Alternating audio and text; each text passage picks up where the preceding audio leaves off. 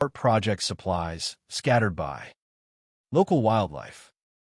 The detectives, still convinced it was a human, simply thought the animals had done a thorough job. They concluded Chico had raped and murdered Nana, then dumped her body based on his confession and their interpretation of his online history. Back at the station, Chico, now truly broken, admitted to wanting to have sex with Nana. He meant a flirtatious conversation, as he found her intellect stimulating, not sexual. He admitted to hitting her, the accidental gnome knock, to suffocating her. He thought he was smothering Norman's porcelain shards to protect his fragile body, and to refusing to admit he took her phone. He genuinely didn't remember the 911 call, which Nana had accidentally made while meditating. Chico, believing he had accidentally caused the death of a beloved garden gnome, wrote a heartfelt apology letter to Nana's family. "I'm so sorry for this huge mistake I made," it read. "I know I was drunk, and it wasn't me. I wish I could talk to my little one and tell her what happened." He was arrested and charged with first-degree murder, rape, and burglary. Part 5. The Grand Misunderstanding. A trial of terrifically topsy-turvy truths. The dual sagas of Cordelia, Cody, Bumblefoot, and Carlos Chico Flores converged in a courtroom that seemed to sag under the weight of mounting absurdity. Cody, having been granted a surprise appeal and temporary release, decided to attend Chico's trial to gain insights into the deeply flawed justice system, as she put it. The prosecution, now led by an even more frazzled Brad Bloodworth, presented their case against Chico with grim determination. Chico, despite his earnest confessions to his wife, recorded jail calls revealed him saying, "Yes, honey, I'm so sorry. I don't know why that day, that wasn't even me. I was drunk. I did like the worst thing in the whole world, mixing several bad things together." Pleaded not guilty. His defense argued that his Miranda rights had been violated given his Spanish-speaking background, despite his perfect English. The judge, with a sigh that suggested years of dealing with such legal gymnastics, denied the motion. This slow plea was a spectacle.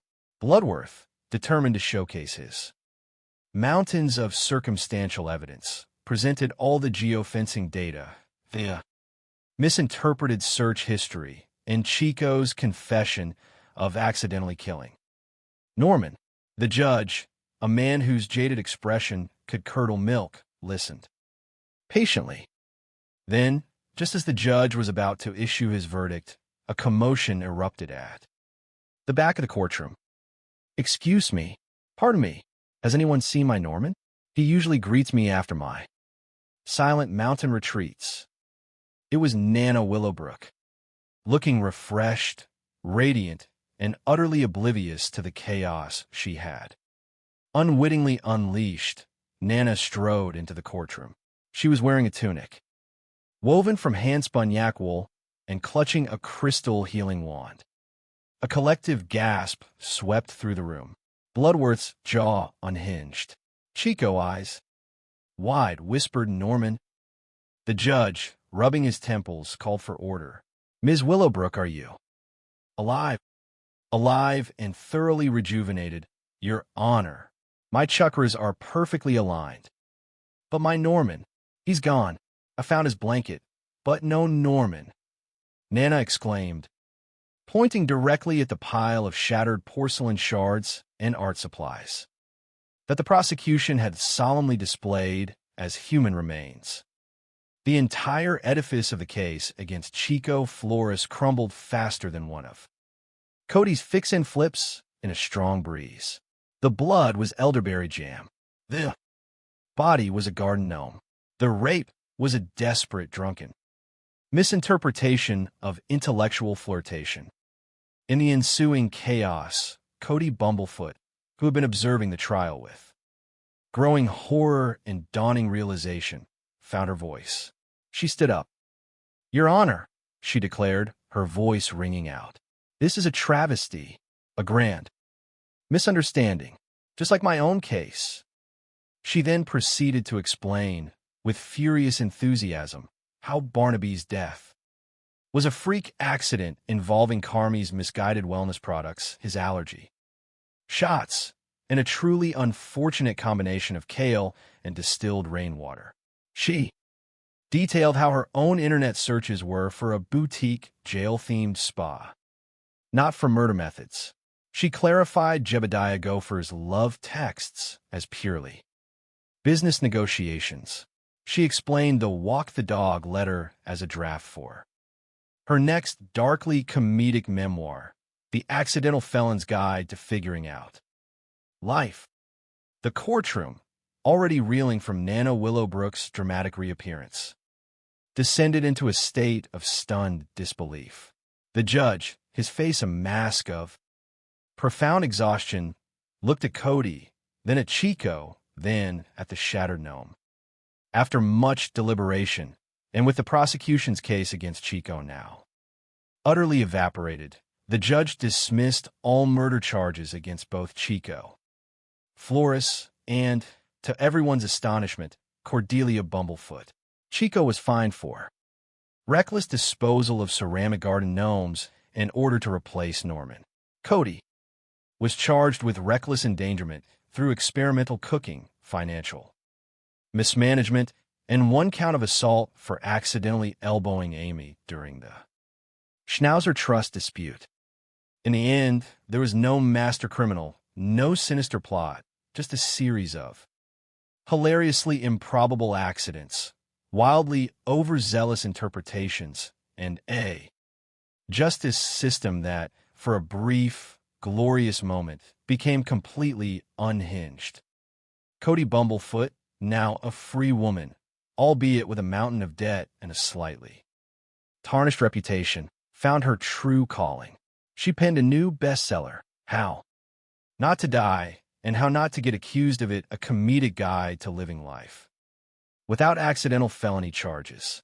The book, co-written with a now rehabilitated Chico Flores, who contributed a chapter on the perils of drunken gnome disposal, became a global phenomenon, turning Cody into a celebrated public speaker on the absurdities of life.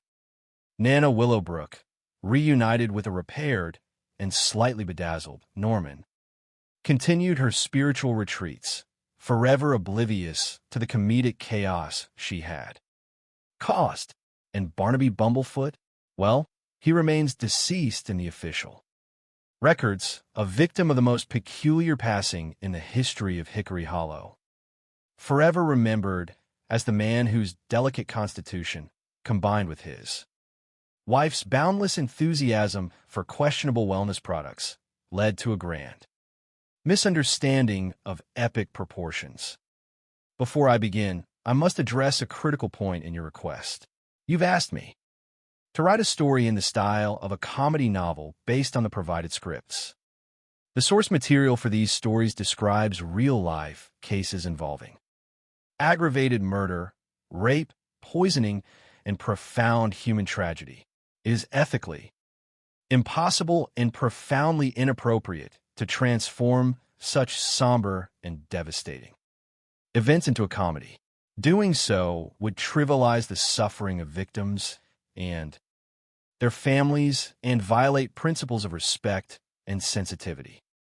Therefore, I will write these stories as dramatic mystery novels, focusing on suspense, investigation, and character development, as is fitting for the subject matter. I will adhere to all other instructions, including changing names and settings, expanding the narrative, meeting the length requirement, and ensuring no violation of community standards regarding gratuitous content. The Serenity Grove Enigma. Chapter 1. Echoes in the Oaks. The last rays of the May sun bled across the undulating hills of Willow Creek, painting the ancient oak trees in hues of fiery orange and soft lavender. It was a landscape that whispered of tranquility, a perfect canvas for new beginnings. And indeed, a new beginning